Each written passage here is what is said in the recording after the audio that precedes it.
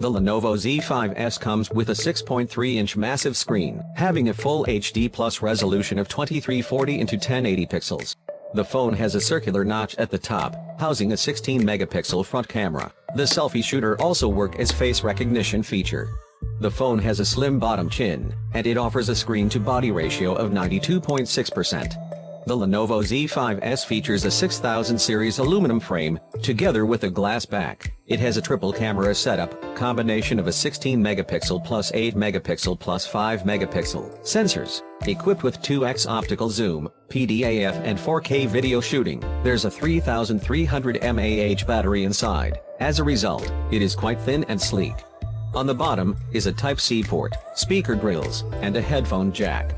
The Snapdragon 710 chipset powers this phone, along with 4GB or 6GB of RAM. The phone is loaded with 64 or 128GB of expandable storage.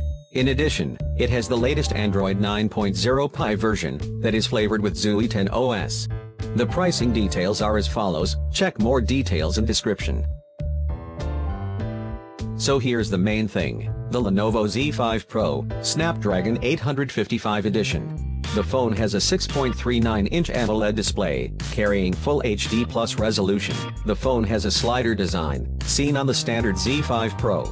It has a black carbon fiber texture at the back, with a red-colored frame. The camera unit is a combination of 24-megapixel plus 16-megapixel lenses. Really, the frame is looking astonishing, with that red finish. This device is first powered by Snapdragon 855 chipset, with whopping 12GB of RAM.